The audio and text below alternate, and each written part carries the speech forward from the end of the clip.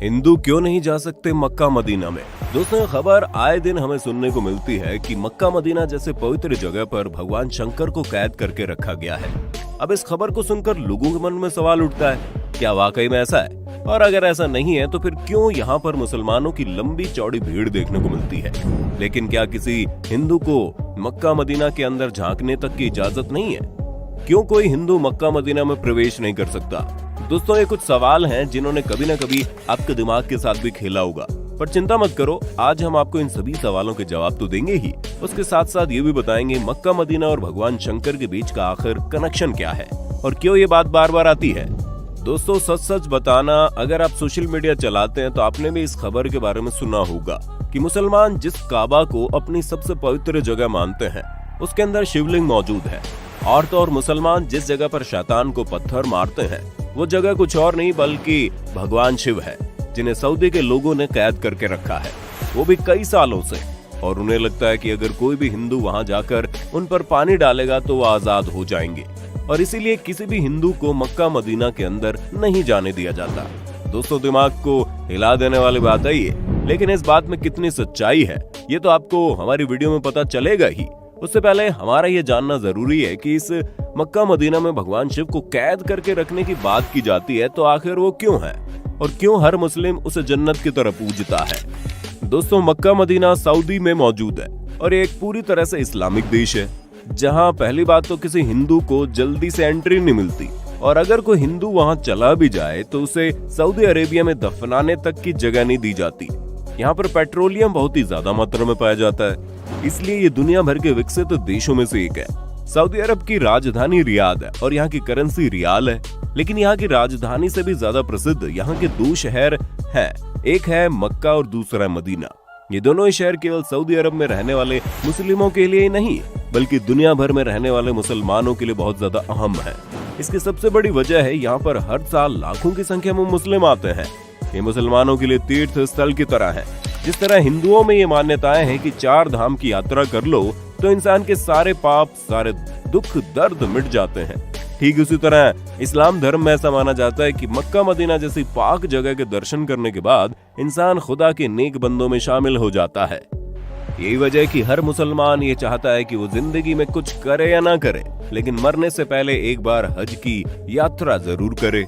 अब ये जगह कितनी खास है इसका अंदाजा इस बात से लगाया जा सकता है कि मुसलमान चाहे दुनिया के किसी भी कोने में क्यों ना नमाज पढ़े, हमेशा काबा की ओर मुंह करके ही पढ़ते हैं।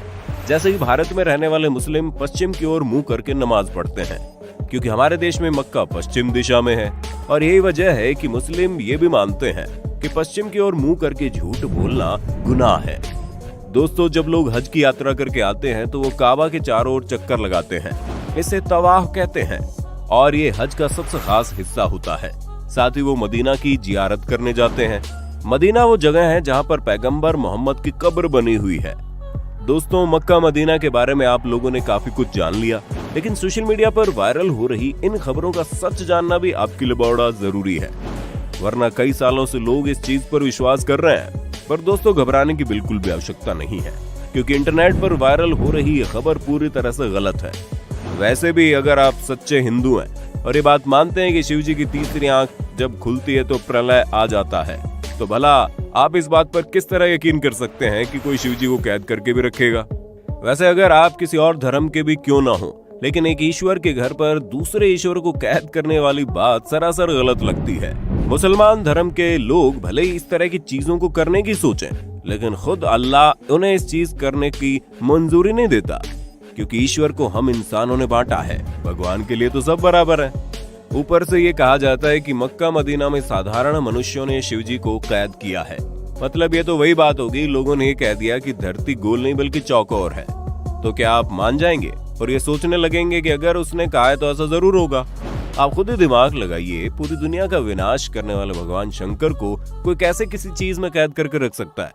वो अगर चाहे तो चुटकियों में ब्रह्मांड को हिला दे। ऐसे में भला भगवान शिव को कैद करके रखे जाने वाली बात किसी छोटे बच्चे की बचकानी हरकत से कम नहीं है। अब कई लोग इस बात को तो नहीं मानते कि वहां पर शिव जी को कैद करके रखा गया, लेकिन ये जरूर मानते हैं कि मक्का मदीना में शिवलिंग है, तो हम इस पर भी पुष्टि कर दें ऐसा कुछ भी नहीं है। असल में मुसलमान जब हज यात्रा के लिए जाते हैं तो मक्का के पास स्थित एक इमारत में शैतान को पत्थर मारने की रस्म के साथ ही हज की यात्रा पूरी मानी जाती है। हालांकि शैतान को पत्थर मारने की रस्म पूरे 3 दिन की होती है, लेकिन ईद उल आधा यानी कि बकरीद के पर्व पर इस रस्म की शुरुआत होने के कारण सभी हज यात्री इस मौके पर ही शैतान को पत्थर मारने की रस्म पूरी करने की हसरत रखते हैं। हज की यात्रा पर आए लोग तीसरे दिन यहाँ मौजूद इन 3 बड़े खम्भों को शैतान समझकर इनके ऊपर पत्थर मारते हैं और इस रस्म को करने के साथ ही हज की यात्रा पूरी हो जाती है। अब कई सारे हिंदुओं का ये कहना है कि यही खंभे शिवलिंग है, इनके बीच शिवलिंग स्थापित की गई है। तो दोस्तों ऐसा बिल्कुल भी नहीं है, बल्कि इसका सच कुछ और ही है। जब अल्लाह ने हजरत इब्राहिम से कुर्बानी में उनकी पसंदीदा चीज मांगी, तो अब हजरत मोहम्मद के लिए इनकी इकलौती औलाद से ज्यादा पसंदीदा और क्या चीज हो सकती थी, क्योंकि इनकी औलाद काफी बुढ़ापे में पैदा हुई थी और हजरत इब्राहिम उससे प्यार भी बहुत करते थे, लेकिन वो खुदा के हुक्म को नहीं टाल सकते थे। इसलिए हजरत इब्राहिम ने खुदा के लिए अपने बेटे की कुर्बानी देने का फैसला किया। पर जब हजरत इब्राहिम अपने बेटे को लेकर कुर्बानी देने जा रहे थे, तभी रास्ते में एक शैतान मिला जिसने हजरत इब्राहिम से कहा था कि वो इस उम्र में अपने बेटे की कुर्बानी क्यों दे रहे हैं। अब तो इनका बेटा होना भी बड़ा मुश्किल है, ऊपर से बेटा इतने सालों बाद बुढ़ापे में पैदा हुआ है, जो बुढ़ापे का सहारा बनेगा। अल्लाह के कहने पर हजरत इब्राहिम कैसे अपने जिगर के टुकड़े को कुर्बान कर सकते हैं। अब शैतान की ये सारी बातें सुनकर हजरत इब्राहिम सोच में पड़ गए और फिर इनका कुर्बानी देने का इरादा भी डगमगाने लगा। लेकिन फिर उन्हें ख्याल आया कि नहीं, ये चीज गलत है, अल्लाह की फरमाइश सबसे पहले है, और तब हजरत इब्राहिम कुर्बानी देने चले गए। हजरत इब्राहिम को लगा कुर्बानी देते समय कहीं वो भावनाओं में ना बह जाए। यही वजह है कि कुर्बानी देते वक्त उन्होंने अपनी आंखों में पट्टी बांध ली। लेकिन भला खुदा कैसे किसी के साथ बुरा कर सकता था? वो तो बस हजरत इब्राहिम की परीक्षा ले रहा था, जिसमें हजरत इब्राहिम पूरी तरह से पास हो गए। इसलिए खुदा ने हजरत इब्राहिम के बेटे की जगह कुर्बानी देने के लिए एक बकरी को खड़ा कर दिया, और तभी से बकरीद के दिन बकरी की कुर्बानी देने की परंपरा चली आ रही है। यही वजह है कि हज यात्री जब जानवर की कुर्बानी दे देते हैं तो ये उस शैतान को पत्थर मारने पहुंच जाते हैं, जिसने हजरत इब्राहिम को भड़काने की कोशिश की थी। और इसी पत्थर मारने की रस्म के साथ ही खुदा से ये वादा भी करते हैं कि कोई भी शैतान उन्हें कभी भी बहका नहीं पाएगा, फिर चाहे वो शैतान बाहर की दुनिया का हो या फिर उनके मन में हो, वो हमेशा सच्चे दिल से खुदा की इबादत करेंगे।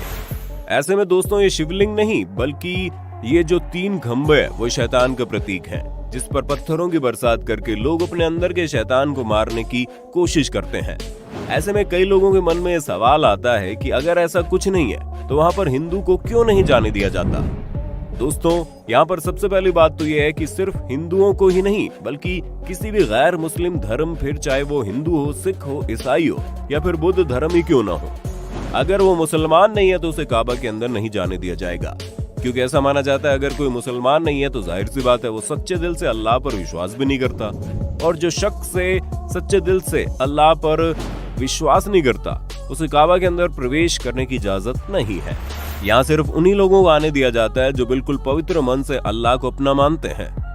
वरना आप खुद ही सोचिए कि आप किसी ऐसे इंसान को घर के अंदर आने देंगे जिसे आपकी बिल्कुल भी इज्जत ना हो और वो आपको बिल्कुल भी सम्मान ना करे, बस अपने फायदे के लिए आपके घर के अंदर आने की कोशिश करे। हमें मालूम है इस तरह के लोगों को आप दूर से भगा दोगे। आप ये चाहेंगे कि जो कोई भी आपके घर में आए वो कम से कम आपका सम्मान तो करे। और ठीक ऐसा ही यहाँ के लोग भी चाहते हैं कि जो कोई भी काबा में प्रवेश करे वो अल्लाह को सच्चे दिल से माने। उसके लिए सबसे पहले अल्लाह होना चाहिए, बाकी सारी चीजें बाद में।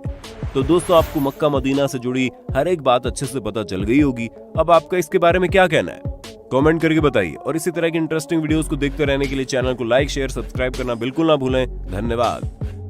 दोस्तों आपकी स्क्रीन पे 2 और वीडियोस दिख रही हैं, जिसे देखने के लिए आप इस स्क्रीन पर क्लिक करें।